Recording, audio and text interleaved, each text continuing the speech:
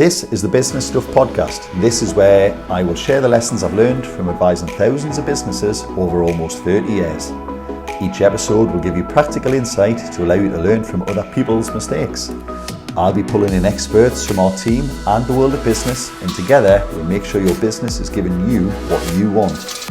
My name is Martin, and this is the Business Stuff Podcast.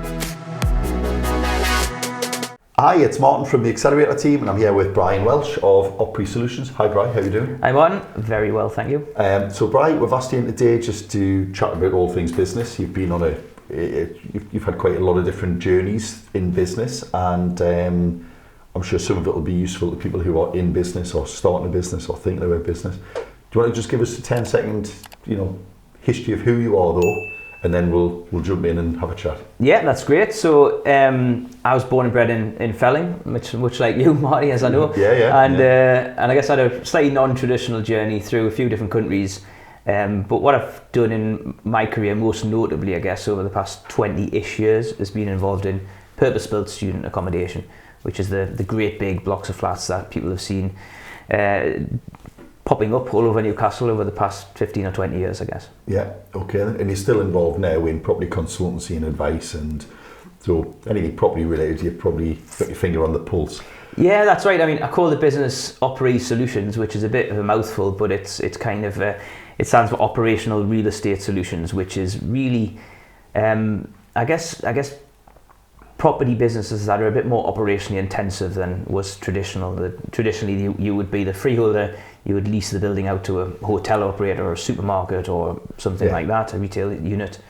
But over the last 20 years, I've had this very hands-on, purpose-built student accommodation style asset class, which is also spun off a few other tangential asset classes like co-living, like build-to-rent apartments, which are basically kind of optimizing property for people to live in and getting more sort of, in property terms, more yield per square foot, I suppose, than you would see in a traditional house conversion, which was built as a build to sell, but it's been converted into rental, that kind of thing. Yeah.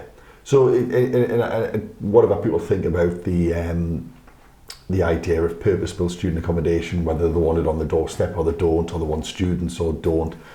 It's certainly been a successful market, hasn't it? Mm-hmm. It's been a market that has gone from competing with your 7-bed conversions, your house conversions, to then offer a totally different experience, which doesn't appeal to everyone, but it's a totally different.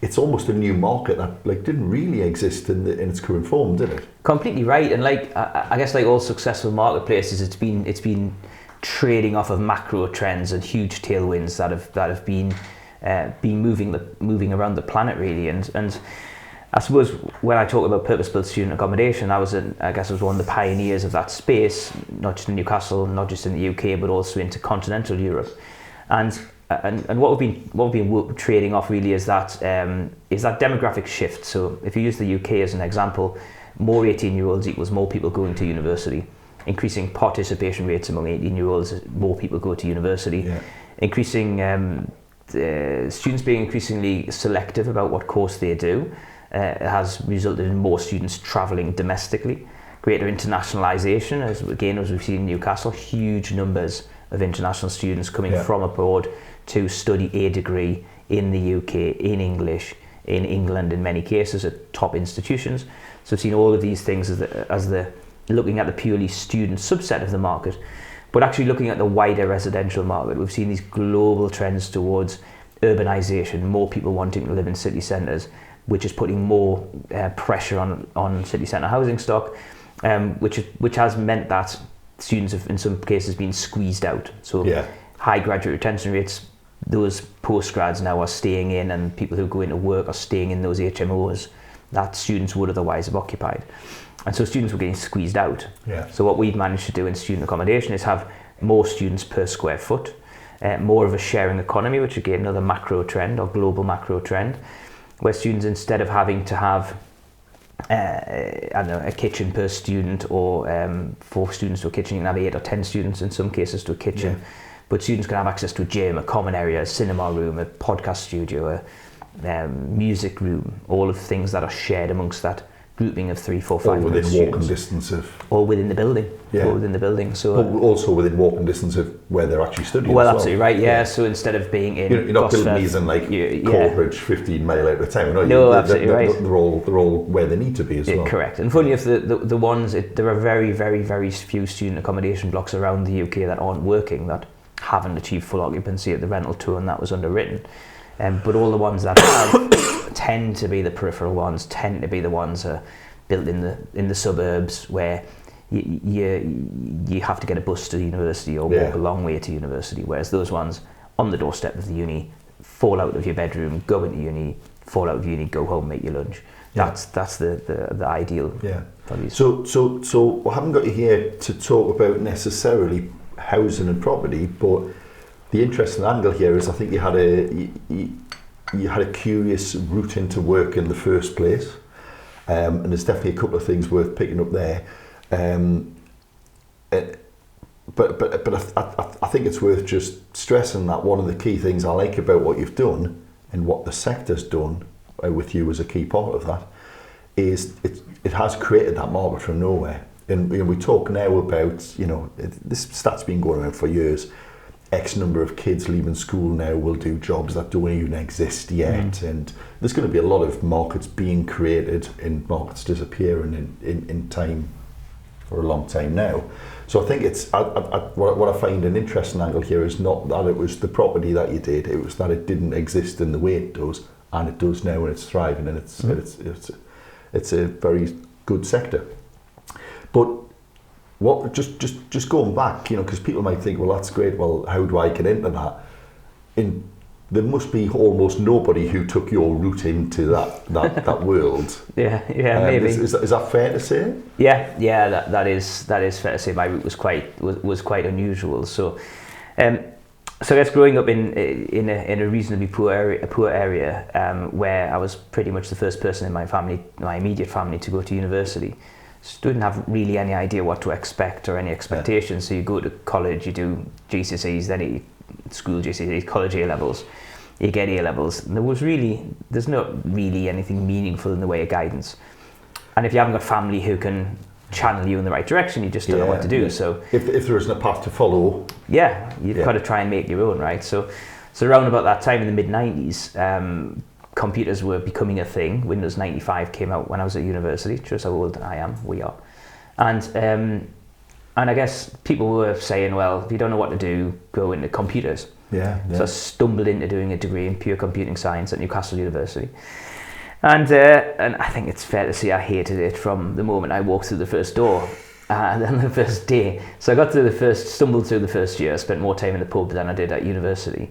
Yeah. And actually what I really enjoyed was working. I got jobs. I worked in Bonkers Bar and Planet Earth. I loved that. And worked in city centre bars and Martha's I worked in WH Smith's. I was lifeguarding. So I had 3 jobs whilst I was at university. And doing more hours at work than I was at uni, and I really enjoyed that. And then partying any time I wasn't at uni, at work. So I got through my first year exams, and then by the sort of December of the second year, I thought this is absolutely appalling. I hate everything about what I'm doing in my day job, which is uni, and I really enjoy all the other things. Yeah. So I decided to drop out of university and just sort of fell from one thing to another. So I heard you say recently the first person in your family to go to university, and also the first one to drop out. Absolutely right, yeah. Which I know would have caused a little bit of tension. Absolutely, and probably was like, hold on, Brian is the first one. Like, what are you doing? I've been telling everyone that. Well, absolutely right. I mean, I was the golden child coming through. I was an only child as well, so I was the golden boy of the family, and then to drop out of university was huge. And people just couldn't understand that at all. Because it was a different climate. Not wanting to get the little like violins out, but I grew up 3 miles from where you lived as a child. I lived as a child, certainly with on different sides of Felon on different days, but we were all within a small radius. Now more people go to university than don't. Back then, from the classic council estate, not many people went to university. It really was an unusual thing, wasn't it? I wouldn't have known many people who went to university at all. I think I could probably name about 10 people who went to university from my whole year at school. Yeah, not far off that. It might have been a bit more than that, but a significant portion didn't even do A-levels. Yes. Never mind university. Yeah. It really was the unusual path. It was absolutely right, and it just felt, I think, from the outside observer, you just think, well, that's the trajectory he's on. He's going to be successful. Yeah. He's going to be working in computing, and look, he'll make loads of money. Yeah. And while ironically, nobody understood computers. That's right. Not nobody, sorry. Like your mother would at that point have never even programmed the video to tape a show. No chance. Yeah, Still never mind. can't. Yeah.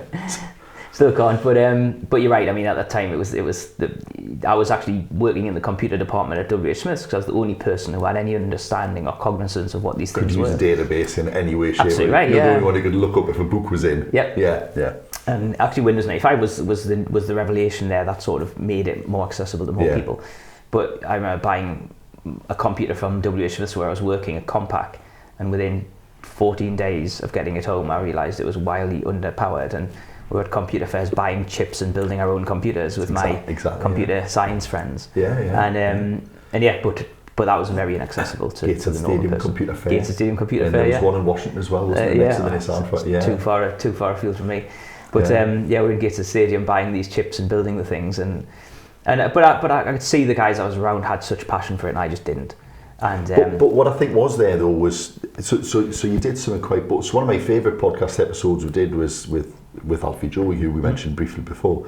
It was like changing lanes. It was the topic of his TED talk about how he did multiple different things. And then reinvented himself again, you know, after since leaving the radio. And what I think was quite interesting is you were enjoying life, but not the thing you were doing. Yes. So you just went, I'm just going to do something totally different. Yeah. Which, you know, if you look at Instagram now or anyway, it's like, oh, you know, follow your passion, dare to dream and all that kind of stuff. And it doesn't often work out for people, but you must have felt, well, I'm going to just try something else. Was there a point where you kind of went, what the hell am I doing? This was a mistake? Or yeah. Because hindsight's great. You look back and go, well, it worked. Yeah. But no, at the time it was terrifying, and dropping out of university and having to tell people. Yeah, I'd never meaningfully failed at anything in inverted commas, and at the time it was very unfashionable to do. Now it's very popular, but at the time I was like, this feels like failure, and it's very uncomfortable. But I think I was a bit more like, you know, you might get knocked over by a bus tomorrow. So that was the mindset that I adopted at the end of my university journey, and I think that's kind of stuck with me a lot. That's resonated. I lost my father very young. I lost some friends quite young as well.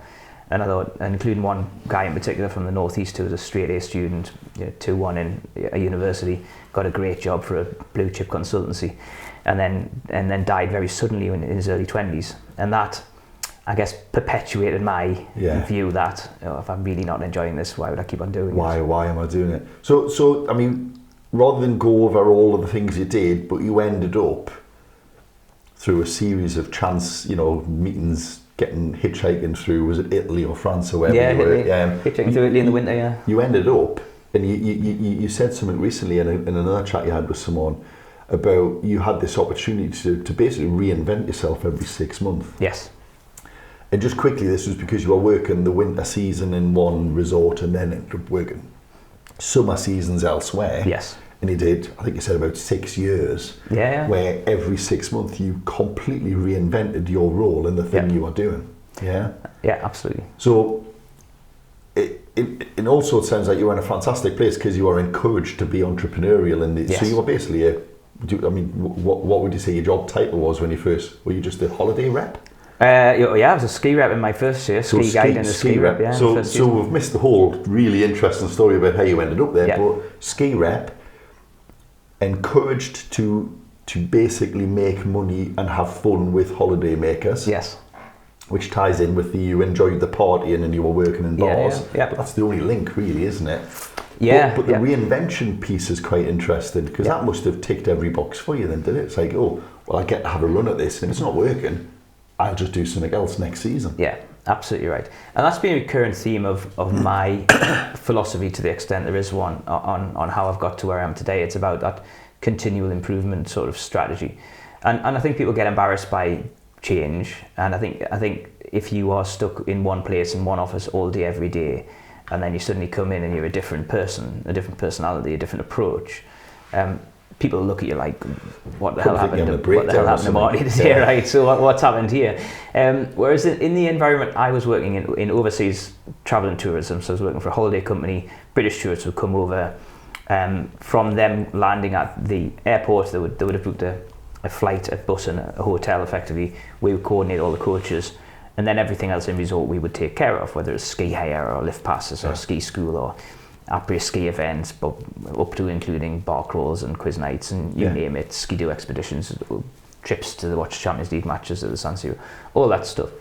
So all of that was for us to organise, and the rules from the holiday companies at the time were: don't rip people off, don't embarrass us or you, don't get them killed, and make sure they have a great time. Make sure they tell all the friends when they come back. Absolutely right. So quite simple. Yeah. And then actually, But you had a lot of freedom. Yeah, huge amount. Because that isn't that prescriptive, is it? No, it is. It's don't kill anyone. Make sure they have fun. It's much worse now. Yeah. It's much more prescriptive now for very good reasons. Yeah. But at the time, we embraced it, and actually and if you could make some commission on certain activities or excursions, you could be very entrepreneurial, and you do your books, you do accounts every week, and you'd present how much income you'd made and all the stuff. You have to reconcile bank accounts, all that good stuff. But you'd get a percentage of the profit on a sliding scale to share with you and your team. Yeah. So all that was super exciting. But to your point about changing tack every 6 months, so you kind of, what I had the luxury of doing, and I fully embraced more than anything, is completely new team, completely new role, completely new job, completely new climate, completely new location, new flat every 6 months.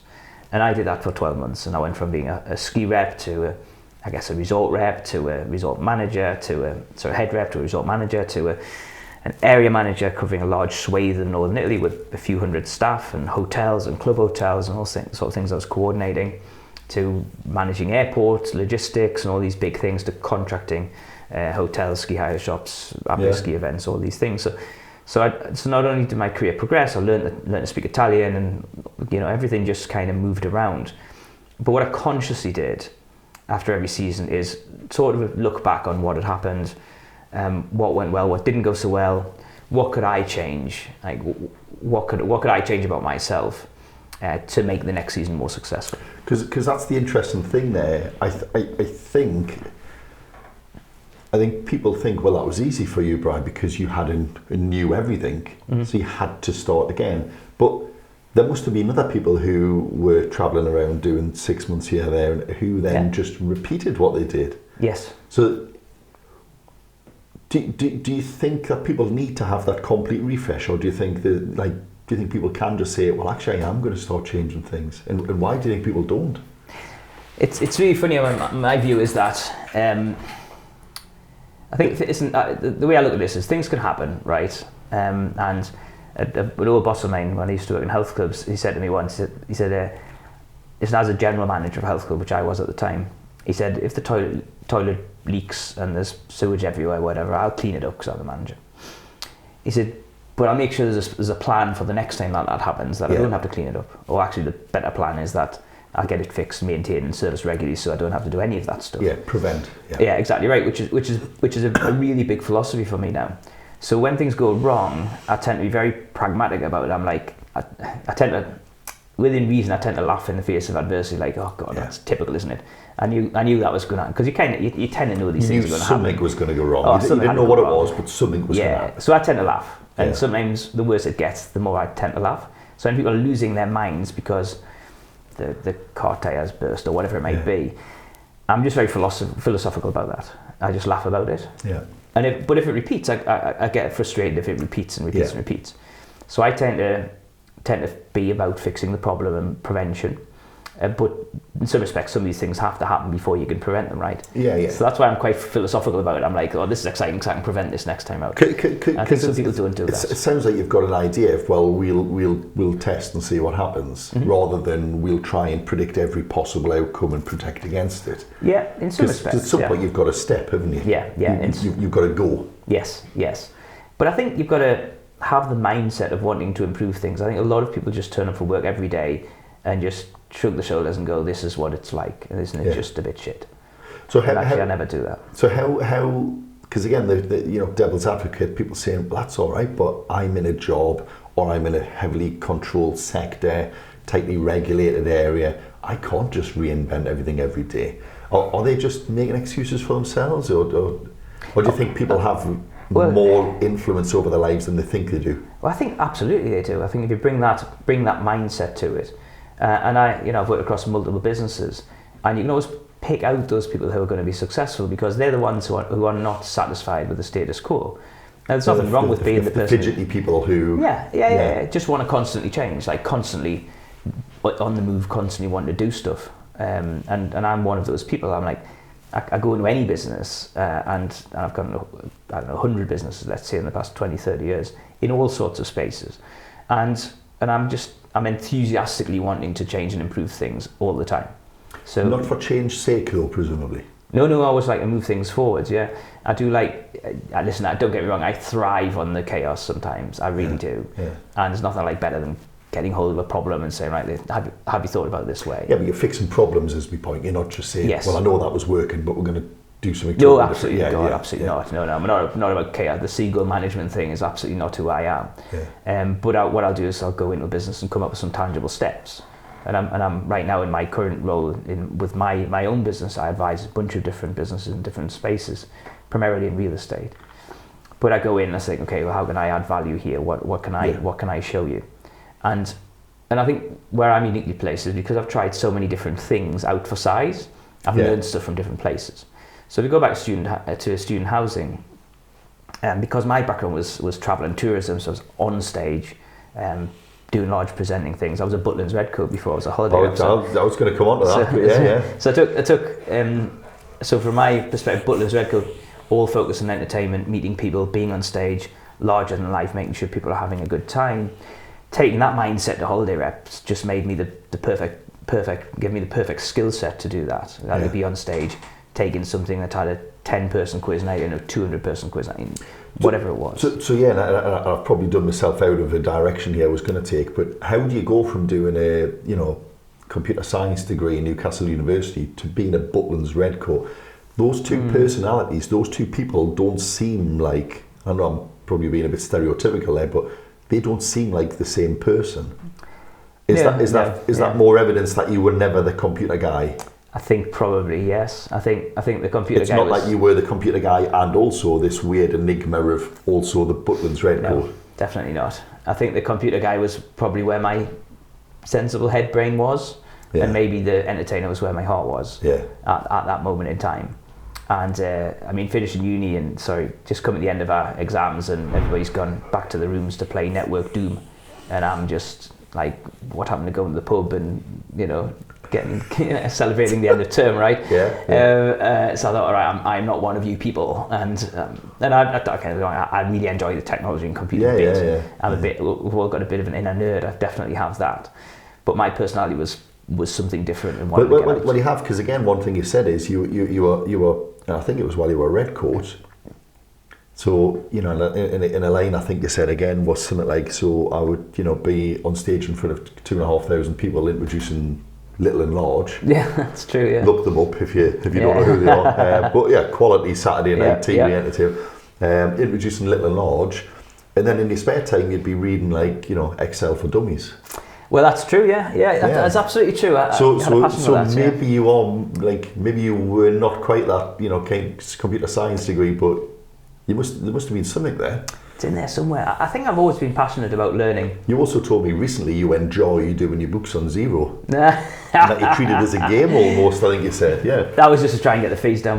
Oh, sorry, right up here then, No, that is true as well, actually. I like the order. I think I like to learn, I like to try new things. I don't think that will ever stop. I think, I drive around Newcastle here and I see Uber drivers or taxi or people in cafes and think, I'll probably do that one day. Even now, not when I'm 50, I fancy Uber drivers. I was chatting to someone before Christmas and they're doing Uber Eats. Just between they've got a couple of property things that they're on with. And said, I'm just doing a bit of Uber Eats. It's great to make a couple of £100 a week. Yeah.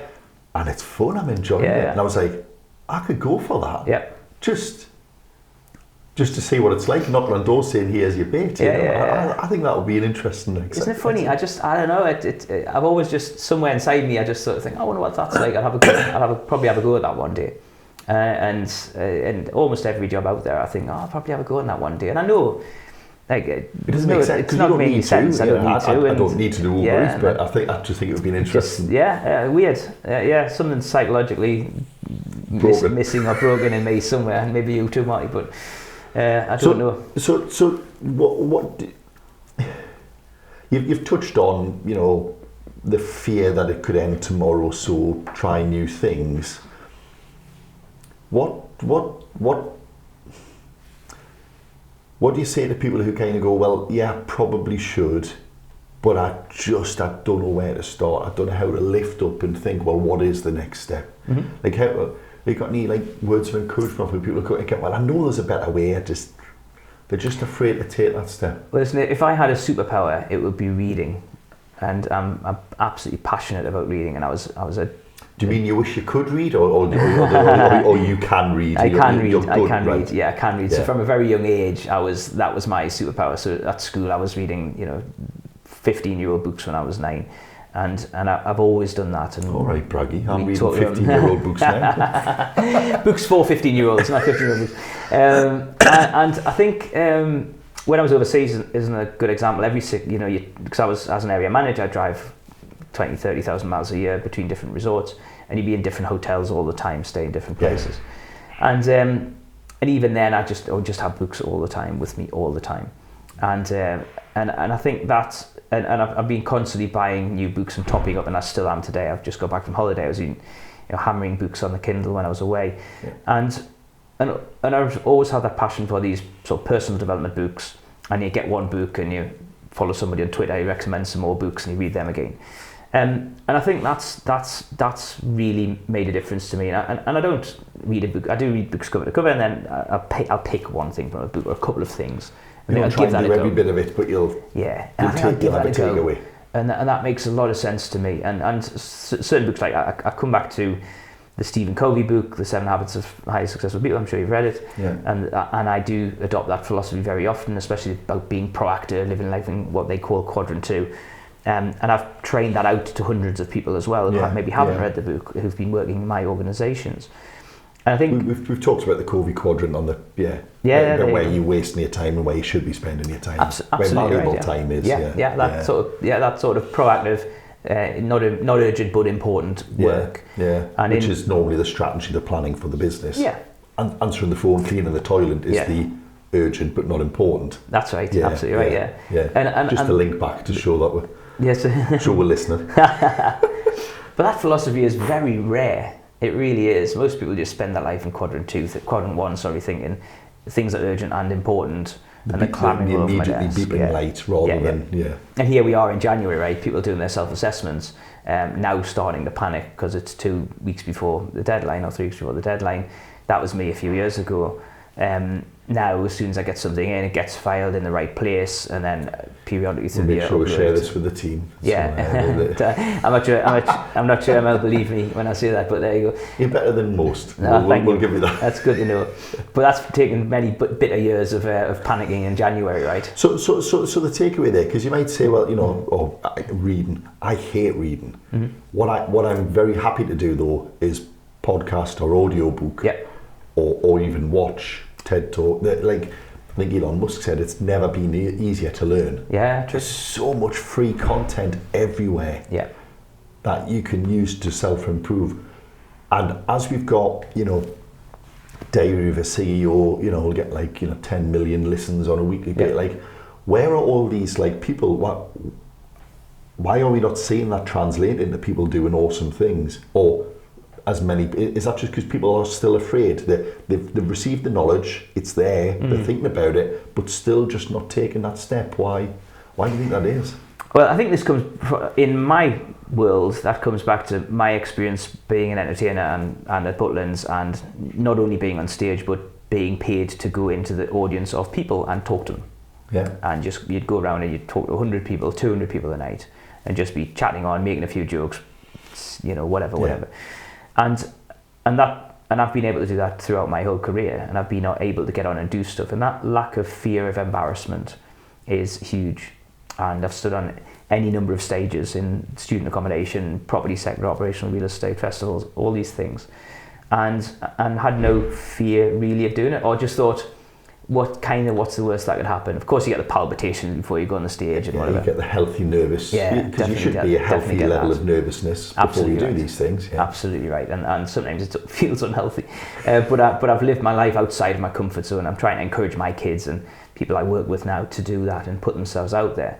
And because of that, it's a bit cringy sometimes to come into work with an entirely different philosophy on a Monday morning, and then the people in the office around you are going to be like, like I said, what the hell happened to him? What's he been reading to this? Yeah. But I had that luxury, didn't I, doing it every 6 months and being able to refine, not just work-wise, but on a personal level as well, and sort of personal interactions, especially with colleagues, for example. And I look back at Brian in, I don't know, early noughties, and think, oh God, that sounds horrendous. That he was, that guy there is not this guy here. Everyone has that journey, though, don't they? Everyone changes. Do you think you were just afforded a lucky pairing of that ability to refresh every 6 months and desire to do it? I think to a point I forced it. Because what if you didn't get that opportunity every 6 months? How would you have found that? I think it would have taken a lot longer. Do you think we would just have to do another job, then I'll have to just leave? I think it would take a lot longer. I think to a point I forced it because of things I was reading and influences I had at the time. But it would definitely have taken a lot longer if I was going and sitting in the same office every day next to the same people. That would have taken a lot longer. So that's where I think a lot of people probably are. Yeah. They've got the family who kind of go, well, why would you do that? You've got a job. How will you pay the bills? How will you get a motor? Do you think there's I don't want to say a social construct, but do you think there's a social pressure, a social norm that is hard to be the one who isn't that? Absolutely right. I mean, my mum was great in that. Actually, she ran interference between me and my grandparents for many years. Oh, right. And I was, at Butlins earning £50 a week, and I dropped out of a degree in computing science, where I was going to be the great white hope of the family. Yeah. And suddenly that sort of all came crashing down. There was definitely pressure whenever I came home from Italy, for example. My grandparents would literally say, when are you going to get a real job? And as it happened, actually, because of the nature of the commission structure and everything else, and because my approach was stand out head and shoulders above what other people were achieving, because it was right in my street. It was very competitive. You could do loads of sales, and not only could you do the sales, you could decide what you were selling. Yeah. Focus your attention on something that made more profit. Yeah. As long as people had a great time and felt they were getting value for money, you were building the whole business. Because the key metric was happy holiday maker, wasn't it? Of course it was, absolutely right. The method company was irrelevant. The company had no interest in making profit on excursions. They wanted to make holiday makers to come back year after year at the time. So anything we made was really to keep us interested and hang around. Yeah. But I was actually making more money than my friends back at home who were working in the software engineering or whatever. I was, as a holiday rep, earning more money than those guys were, because I'd seen where there were opportunities to make money and be successful. And then coming back to the UK and moving into general management and health clubs and whatever else, and then student housing, again, those opportunities to be promoted, to learn new things, were a constant feature of my life. You mentioned quite a lot there about the freedom that you had. In other roles in the teams you work with, you try and encourage that same freedom, don't you? Yes, absolutely. So you've said before, not today, but you've said before, when you were doing the student blocks, you would give the manager of a block quite a lot of freedom. Absolutely. But also you would make sure that they had a lot of information, so they knew the P&L, the profit and loss of the block, and they knew what you were trying to do. Yes. And then you give them the freedom to. It sounds awfully cliched and corny, but the freedom to fail, but the freedom to succeed as well, without being overly overbearing and interfering. Absolutely. How what do you say to managers out there who kind of go, I would love to do that, but my team, they just can't do it? Yeah, it's funny. I mean, when we were back to the holiday thing, which is my foundation, when you were in charge of a resort, that was your business, right? You were encouraged to be highly entrepreneurial, to deliver at every level.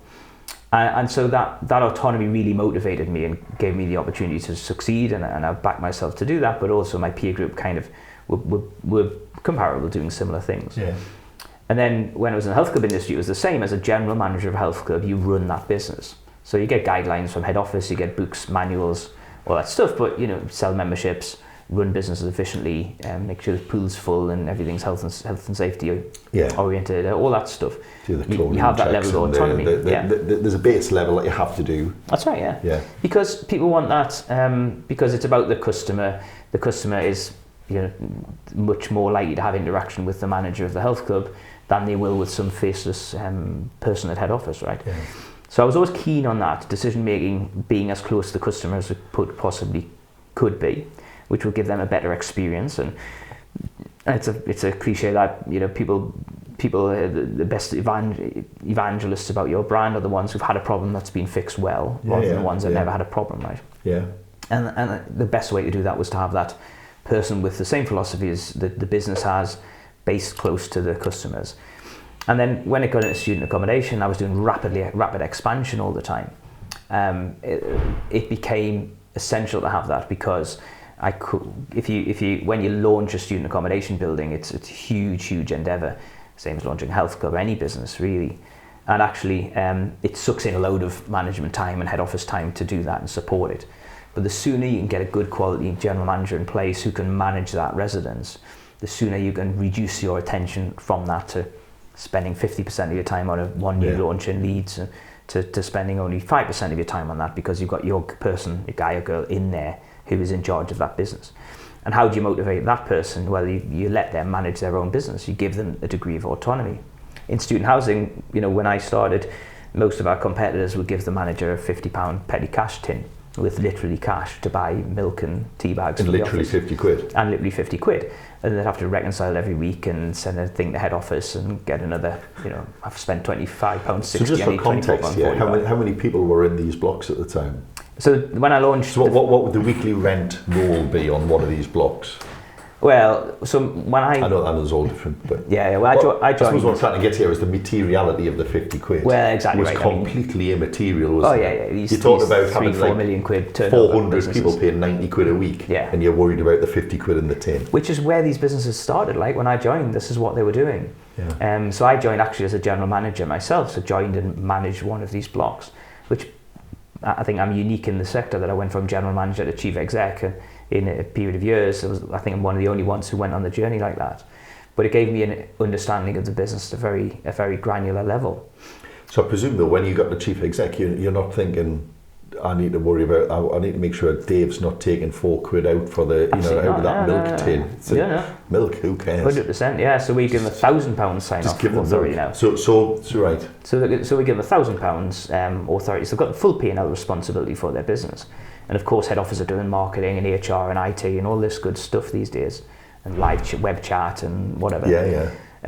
But at site level there, that general manager can still need something fixed and it's 400 quid, just get it fixed, pay the 400 quid. I don't want to know. Absolutely right. Yeah. In fact, we give them a big inventory now, so they've got like 4 showers, toilets, pans, basins, paints, so it's just on site.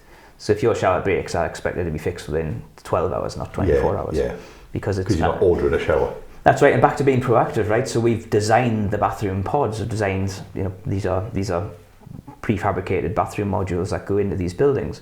We've designed them so that you don't have to, break out tiles to access pipes. So every component of that is designed so that even somebody as useless with tools as me could go in and replace a toilet, go in and replace a shower, to minimise the downtime of the room and inconvenience to the students. Minimise the surrounding impact. It's done quicker, tidier. Yeah, absolutely right. So that's, again, back to that being proactive approach. And any business can take that approach, can't they? Any business could say, well, we're going to innovate because this is a problem. So I don't know if you've read, but Matthew Syed, Black Box Thinking. So I met Matthew a couple of years ago. Quality. Yeah. One of the lads upstairs has a massive axe to grind because he doesn't like Newcastle. When he writes, he always slates Newcastle having aspirations bigger than they should. Yeah. So I'm sure we'll you should have told me before I met him actually. You can pass that on. But one thing I think he did do is he's pretty good at writing books, and Black Box Thinking is all about, and you touched on this earlier when you said, I'm the general manager, so the toilet floods, if I'm there, I'll have to tidy that up. But what I'll do is I'll go away and I'll say, well, how do I not do that again? Absolutely. And I think that is often overlooked. It just we coach people, we see people and they say, oh, it's been this way for years. Yeah. Why do you, what? Because there is a point where you're allowing it to keep happening. That's right, yeah, absolutely right. And, you know, I don't blame any, like I say, I'm the most, I think most people who work for me would say I'm the most, I wouldn't say laid back, but, you know, I don't think I'm particularly laid back, but I'm the least drama. But you laugh. Chief executive manager. You laugh and Everything's then, a bit of well, a joke let's to just me. not have it again. Yeah. Because you won't laugh the second and third or fourth time. That's right. Yeah. Exactly right. I just encourage everybody around me to say, okay, how are we going to how are we going to stop that happening again? Not why did this happen so much, but how do we stop it happening the next time? What do you think then? What do you think the reason is when people say, well, but I can't give over this freedom. I can't give my team £1,000, you know, discretionary budget to spend on things because I just. Do you think it's they don't trust them, or do you think they haven't trained their team, or a bit of both? Because if you've got a worker who works for you and they can't do their job, there's an element where that's your fault. They're either in the wrong job or you haven't trained them. I think the point is your point is exactly the right one, Martin. It's about materiality. It's like, so okay, what's worst case scenario here? We've appointed a general manager who's going to steal that money, worst case. How many £1,000 is he going to steal before I've got a control measure in place that'll catch it? Yeah. Actually, probably one. So there's a general manager there. Because you still need receipts for these works. So of course you do. It's not a free option. It's not like they're just like, fill that tin up again for us, please, lads. Absolutely not. No, there's systems and processes in place, right? Everything has a system. It's just and they don't have to seek permission to spend. Yeah, that's exactly all we're talking about. Exactly right. And actually, you know what? If there's a massive roof leak and something else is required, which is £5,000, and it's 2 o'clock in the morning, then I expect them to spend £5,000. Rather than say, oh, well, I didn't know what you wanted. We wanted the roof fixed. It's getting the right people in with the right philosophy and saying, okay, well, because I can't be everywhere all the time, so I need them to say, okay, well, what would Brian, the director of this business, do for the customer when they're not around? And we train all of our general managers to have that mindset. And how do you get that though, Brian? Because we see so many businesses where the owners seem to have a fair idea of what they want, but they seem to really struggle to impart that and share that with their teams. How? Well, I think because you could say to someone, "We're going to bring you in. You're going to be the general manager." Or just by the way, this is how I live my life, and I want you to do the same. Yeah, but that's not enough, is it? No. Telling them isn't it? No. I think a lot of people are quite introverted and are afraid to put themselves out there and have those conversations. And just because you're the owner of the business doesn't mean that you're any different to that. I think a lot of people have an inability to self-reflect. I think people aren't trending to get better. They sort of Gen Z and beyond seem to be getting better at that. But the sort of more crusty ones of our age and above, I think do have difficulty in self-reflecting. And actually I did an MBA here at Northumbria part-time a number of years ago, the barrage of psychosomatic testing and everything else. And I learned a hell of a lot about myself in that process. Right. But I think because I was receptive and open to it, I think I was able to embrace that in the way it was imparted to me and take that forwards and adjust my course correct in various areas. Because the signs are there for everyone. It's whether you listen to them or not. I suppose that's the thing, isn't it? Absolutely right. And people will leave bosses who, again, you've got to think what are the downside risks here by being so on this person all the time, refusing to give them autonomy, not showing them trust. Well, that person might also leave, right? And they might be a hugely valuable person to my organisation. I might really respect them and what they're doing, but I'm not demonstrating it with my actions because my boss didn't do it to me. Because you need to reconcile that 50 quid tin. Yeah, exactly. So, well, how can you say you trust someone if you're making them absolutely right, reconcile a 50 quid float in a tin? Yeah, absolutely right. And indeed, sometimes people will do context here. If you're a tiny business, 50 quid might be the right. We're not dismissing 50 quid. No. I'm just saying it's got to be relevant to what you're asking. Yeah, it does, and you've got to think how. And sometimes you know what, people who work for you do things that you might not totally agree with, and you might think, okay, well that's interesting, you did that, but I would have done that. But they might have been right.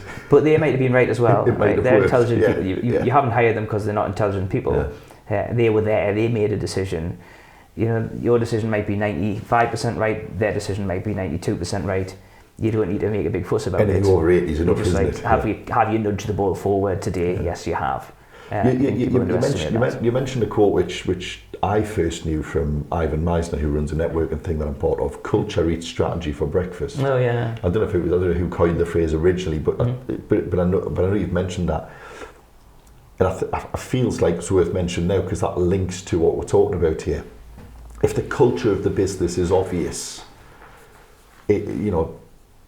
then you, like, your actions you take, the way you show that the things you do on a daily basis will be obvious to those people around you, and they will naturally follow it, won't they? Yes, absolutely. So you can't have a process-led business where you say, well, everything has to be this fully automated robotic way, but then have a carefree life. Yeah. Like, they have to match, don't they? Yeah, yeah. Does that make sense?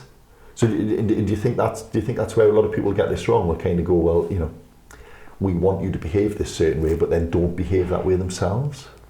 Yes, I think...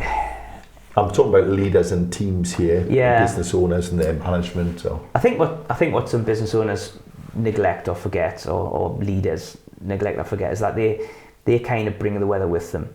So again, back at the beginning of my journey in entertainment, like, you put your game face on before you go and play the game. And I think people underestimate that. And I used to train my holiday reps, say, like, okay, you might be having the worst day ever, terrible hangover, probably. But you're about to go, and these people just arrived for the first time.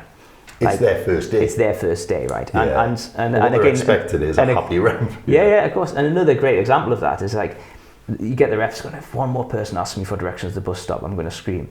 So, well, yeah, you might have answered the question 1,000 times, but they are asking the question for the first time. Yeah. So I think people have to have the ability to step into somebody else's perspective.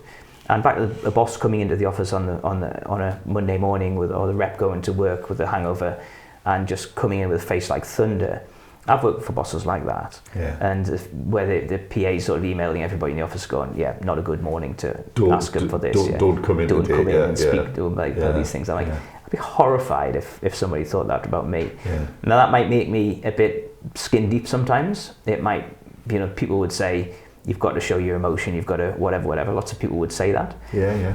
Again, philosophically, I'm very much like, well, my job here as a leader is to lead these people, and therefore the persona that they require is this, and that's what I would put on every single day. Your persona can be positive, but then also emotionally stable and open as well, though. Yeah, absolutely. It's not to say.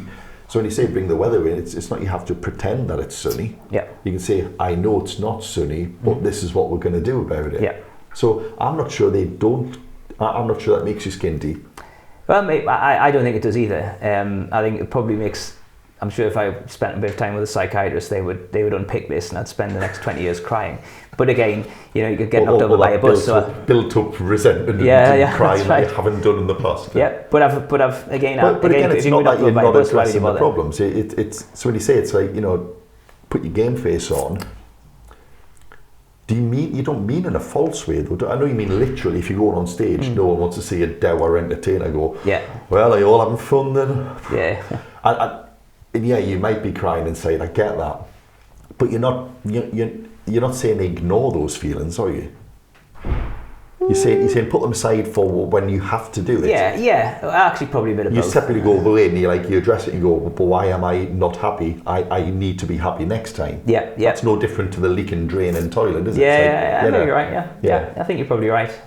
I think it's otherwise it would just build up and crush you eventually. Yeah. So I presume you're not. But I think again, this is something that my wife would wholeheartedly disagree with. But I've always approached the fact that I can discipline myself in terms of my feelings and emotions and mindset, and I think I've got the point where I can hold a lot of them back. Yeah. Because the bit where you want to scream and shout and throw things across the room, and again, I've had bosses like this. Even recently, I had somebody kick a bin across the room. A few years ago, my response was just to laugh. At that point, but he was incredibly frustrated. He was the owner of quite a big investment company, and. But I would never do that, and I think you could speak to people I've worked with for the past, in fact, almost my entire career, because I started doing this very early.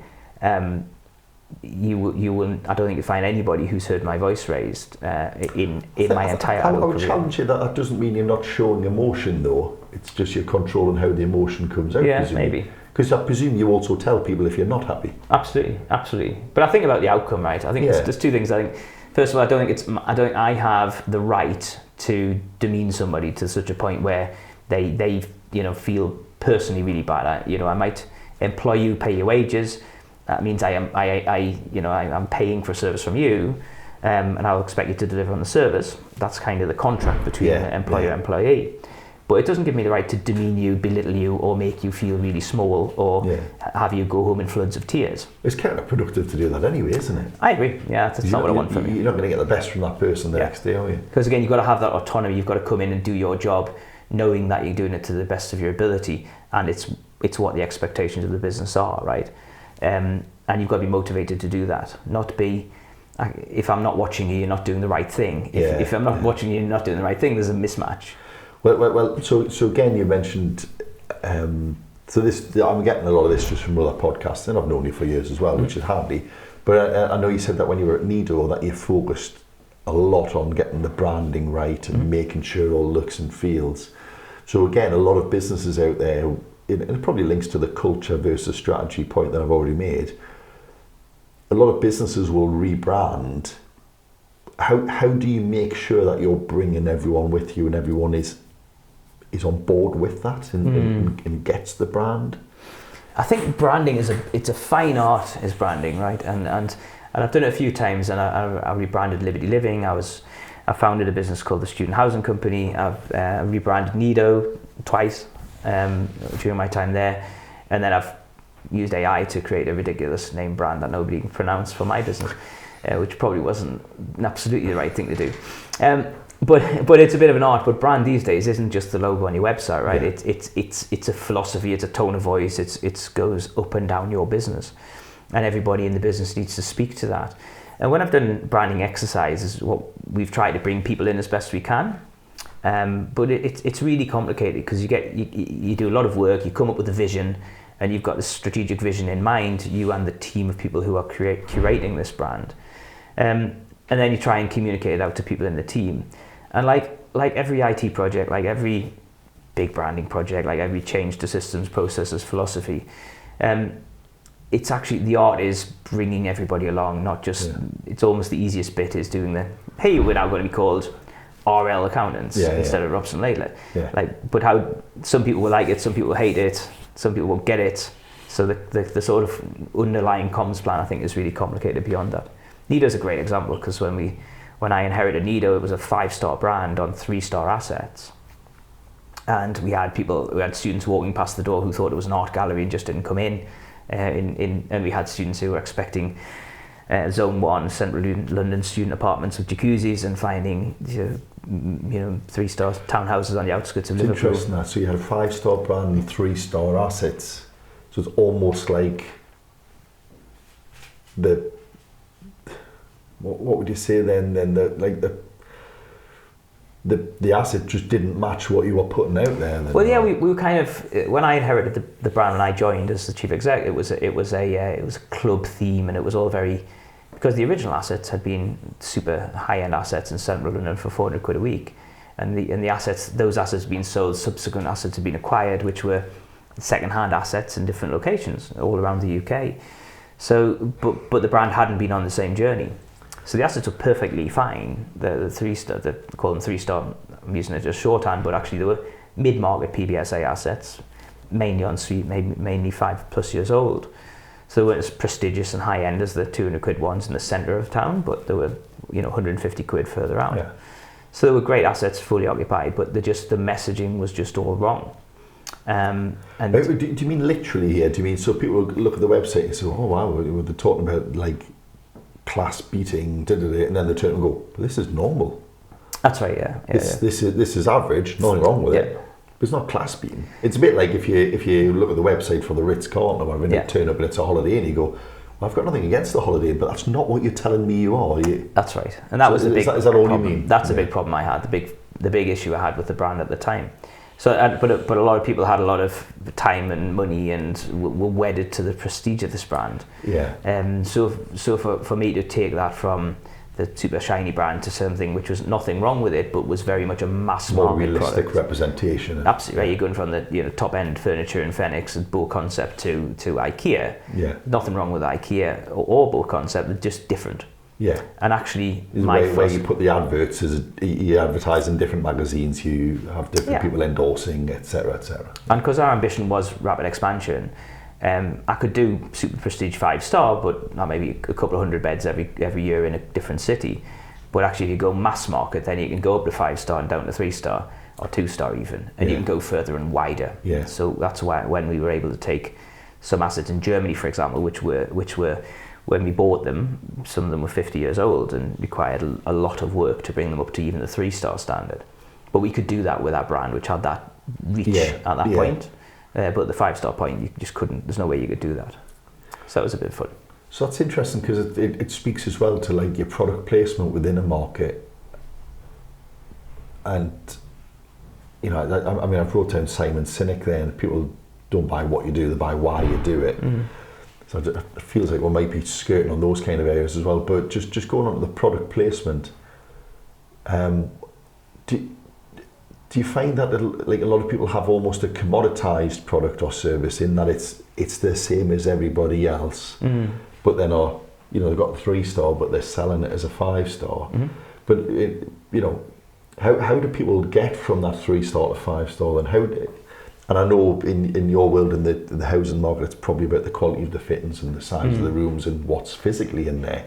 But if you're a service provider, for instance, how do you find your way to then stand out and become that 5-star? That's a really interesting point. Whether you should or not is a different thing. It's a really interesting question, right? Because you wanted to commoditise the 3-star mass, right. You wanted proliferation, didn't you? Yeah. So, and you might want that for your business, but let's say you want to go the other way. How would you approach that then? Well, I think it's a real art form, this, right? Because this is the Gucci versus M&S sort of thing. Like, why is somebody paying $2,500 for a Gucci handbag when they can pay 20 quid for an M&S one? And I probably made in the same factory. We all know this, don't we? Yeah. Basically the same part. Couldn't possibly comment on that, but I think that makes it a bit different, right? There's a bit where at some level you open your wallet and there's a David Lloyd card in there and you're quite happy with that. Or you've got a private bank account or an Amex Platinum card or a Diamond card or whatever. There's something inside everybody that's a bit broken, and that helps. Yeah. Why do you do that? It makes you happy, and you can't quite explain it. Yeah. Now, if you can tap into that, as like say Gucci have or certain other brands out there, without really having anything different in the product, you market it with a supermodel on the front of it rather than you or me, as a middle-aged man on the front of it. How dare you? Well, so there you go. Although, listen, we've both got fancy, branded jumpers on, haven't we? Well, I think mine's next, mind you. Yours next. Yours is Gucci, mine's M&S. I don't know about that, but it's a bit of an art form, that one, isn't it? And if you look at a 5-star hotel, it's a bit more tangible. Yeah, and certain countries have just rules on, if you want to be a 5-star, you must have a swimming pool, you must have a bedroom minimum size, you must have. So there's certain criteria, and you can, if you value that, you may pay more for the 5-star over the 3-star. But I don't think there's a hard and fast answer to this question. As we've seen many, and people I think have a view on value. And I live in Ponteland. There are any number of restaurants who've opened and closed very quickly in Ponteland because people think Ponteland people are very wealthy, and they will therefore open a restaurant and charge 50 quid for pizza. Actually, very quickly, you still just want to 8 quid pizza. Yeah, very quickly you go bust because people in Ponteland are very aware of where value lies, and nobody likes to be overpaying for things dramatically. Yeah, absolutely. Do you think, regardless of where you are in the market, then the disconnect is whether your voice is different to the product or service? Do you think that's more of a problem? I think that it can be more of a problem. I think you look on TripAdvisor, the biggest complaints are from people who booked 4-star hotels and don't feel it's a 4-star hotel, or 5-star don't feel it's a 5-star. Yeah. That's where especially for something like travel, where a 5-star hotel in Thailand will be totally different to a 5-star hotel in Estonia or something like that. Yeah, absolutely. Yeah. And in Italy, I mean, again, I would spend the summers in Lake Garda, and we had 2-star rooms and we had 5-star rooms, and the bigger complaints would come from the 5-star room people or the 4-star room people who didn't feel like they were getting what they thought was 4-star. Between the 2-star and the... correct. As the 2-star people would tend to be pretty happy with what they got because their price value equation was easier for them. It's interesting. Listen, Brian, just to finish off, we normally ask a question about what's the big thing that people keep getting wrong. And I'm conscious that we need to try and like focus our questioning on people in business, I suppose. Yep. What would you say that is then? What if you could if in all your conversations with people out there, and you advise a lot of businesses, you've been in, like you say, dozens if not 100 different businesses. What do you think is the repeated theme that business owners, all managers, all workers, direct it wherever you want, what do they just keep getting wrong? Well, I think, and I think it comes down to people might not think they're introverted, but people are introverted as a whole, and don't like putting themselves out there, and don't like straying outside of their comfort zone. And I try to live outside of my comfort zone. I'll have every conversation is interesting to me. I'm learning about other things. I find opportunities in conversations. All the stuff I'm doing in my consultancy business is from relationships and conversations I've had at conferences, or people I've met, or I've been selling a portfolio and they've been bidding on it, or I've been trying to buy a portfolio and they've been selling it, or I've been on a industry ski trip which I set up a few years ago. We're off, we met people there. So it's always been about getting out there and doing things. When I joined Nido in 2017, it was from a guy I met at a conference. When I joined the student housing company in Knightsbridge Student Housing, as it was in 2011, a guy I met at a conference. When I joined Liberty Living in 2005, I'd walked into a development site to try and sell some gym memberships, and I met the CEO. So walked into him, had a coffee. When I went to join health clubs, went to a conference in health clubs. It sounds like you're saying if you do more than just the basic functional thing, if you have a bit of a chat and get to know people, you'll always get a dividend off that. Absolutely right. Is that, yeah, it's not about selling. It's about having a conversation. Hey, what do you do? That's interesting. Like I go to conferences in the Northeast or anywhere else. People sort of stood around the outside of the room looking at their phones. Actually, I never understand that. Are you not there to meet people? Yeah, get out there and have a conversation. Yeah. Get out there and have a conversation. You'll always learn something. Don't be opportunistic. Don't be like, oh, this guy can't do anything for me, so I'm moving on. Don't be the guy looking over somebody's shoulder to find the next conversation. Have an honest conversation with somebody. Make a friend. There's nothing wrong with that. And I see a lot of people just being super introverted with that small sort of confined group of contacts, and you keep doing that, and that's all you'll ever get. Just get out there, have the conversation, and spread the love. So just say yes. Just say yes. That's my have a yes day. There's a film, isn't there? Have a yes day. Yeah, the kids keep talking about having one of them. I think we're taking them to see that film. Well, sounds like you cannot finish with just say yes, but then have a yes day. Unless you're one of my kids, in which case it's a hard no. Yeah, absolutely right. And on that we can agree. Yeah. Well, listen, Brian, it's been fantastic. The chat's been everything I thought it was going to be. There's some great stuff in there for people who I suppose are probably thinking, I'm stuck here, I don't know what to do. And to me, as someone who is embodied the idea of giving it a go. Enthusiastic amateur. Yeah, and just what happens, because people often say to me, well, how did not that I'm some fantastic, like picture of excellence in the business world, but like I always just say, well, any success I can look back on, I think, well, how did that happen? And it is honestly just I put my hand up and volunteered for something, and I did say yes. And unless So, I realised in my career quite early that accountancy is a profession where there's a lot of more introvert than normal people. Yeah. So if you are someone who's happy just to go, I'll do that. Yeah. Even if you're not sure what it's going to be, just again. And luckily, most professions, you're not going to die if you get it wrong. Yeah, absolutely right.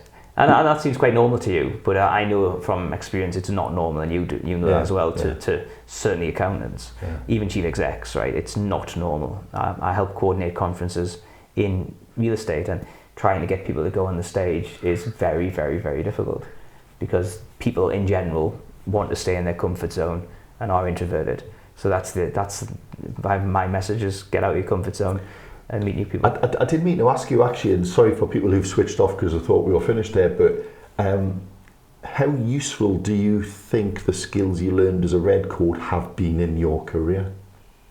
I think they give me a very unique approach and philosophy. And that ability to be gregarious, outgoing, and to meet people, you kind of, in what environment do you go into a bar with 200 or 300 or even 1,000 or 2,000 people in there, and your job is to go around and say, hey, how are you doing? Are you having a good time? And talk to those people and sit down. And actually, we were only out, we used to play a game to see how many people you get to buy you a drink sometimes, and you were only out to drink halves as a red coat at the time. So we'd have like 40 halves of lager sat on different tables around the place, and that would become a bit of a game we would play as well. The heaviest table was the winner. Yeah, that's right. Yeah. And it was fascinating. But again, in what field of life do you get to do something like that? And then to take that into being a holiday rep, where I could happily go up to a group of 20 guys or girls on holiday and say, right, hi, how are you doing? What's going on? How can I help out and get involved? Being able to do that, and now at a conference, being able to walk in that room. Do you think that's something you can just train into you, even if it's not your personality? I think it did, and I used to train holiday reps, and I train a couple of 100 holiday reps every season, and I'd be training them how to do these things. At school in Felon, it's not like we had debating societies and it's not like that was something that was presumably in you. I mean, no. I think I was quite. I was quite a quiet child. This is my job, so I better just do it. Yeah. And then luckily you repeated it enough that you became something you could do. Yeah. If like any muscle, if you exercise it, I think it gets easier to do. Yeah. And I think that's what I did. And just constantly, I'm encouraging my kids and anybody I work with just to put themselves out there. If it feels uncomfortable, then kind of push harder. Has been my philosophy. Even if it's something like you're cripplingly shy and you would rather not speak to anyone ever, it's like, but you're going to need to speak to people. So yeah, I think it will get better. I think it will get better. I think everybody out there, not everybody's going to want to do it and have the desire and the push, and most people are quite happy doing what they're doing, frankly. Yeah. But if you see yourself as a person who wants to be doing something different, then push, and if it feels uncomfortable, push harder. Yeah, because I'm determined that my son is 14 at the minute. I'm determined within the next 6 to 9 months he's going to be doing a stint over his 6 weeks holidays in just like the local coffee shop. Because awesome. Yeah, because I just want him to get used to speaking to people he might never see again, but has to be polite to. Yes. He has to make them happy. Yeah. It's not quite red coat, but I just think he'll pick up so much on those social interactions that. I think people underestimate the value of retail, especially. I think, I think it can be great. Yeah. And young kids who are usually frightened of speaking to adults in anger, getting them out there where they're obliged to do so in a reasonably safe environment where the interactions are reasonably finite. It's going to be about coffee and can you get the ketchup? No bother, there it is. It's like you've got to start somewhere, right? So you can, so I think I can't remember if it was. Might have been Helen Ingham we had on a while ago who teaches voice confidence and things like that, and she said, if you're really uncomfortable speaking to people, practice repeatedly on something that doesn't matter. Next time you order a coffee, say it a bit louder, or add the how are you doing, can I have a coffee, like do practice on something that really doesn't matter. And this is where I think it's not that waiting tables doesn't matter. I think it's a low risk environment to train, isn't it? Yes, absolutely right. And I think there's a tendency to think that people care that much about you, and actually they really don't. Most people are focused on themselves. Like, no one cares. No one cares. Yeah. And I think that's something you can learn quite early. And when I was a Redcoat, I never knew anybody who'd been to Butlins before. I'd never been to Butlins before. I had no idea what any of this was. Didn't know even what it was. And again, it was very consequence-free. I was thinking I'm stood on stage in front of these 2,000 people telling a few jokes, and I'll die on my arse, or people will laugh or giggle or whatever. But either way, I'll do it with conviction, and they'll never see them again. So it's kind of consequence-free. And some people's worst nightmare is standing up in front of 2,500 strangers and trying to make them laugh. For me, I was like, oh, this will be fun, and whatever happens, I'll learn something from it. Well, I spoke to you about 4 weeks ago, and I said, I was asking you to come on here, and I said I was thinking about doing a confidence and comedy thing. Yeah.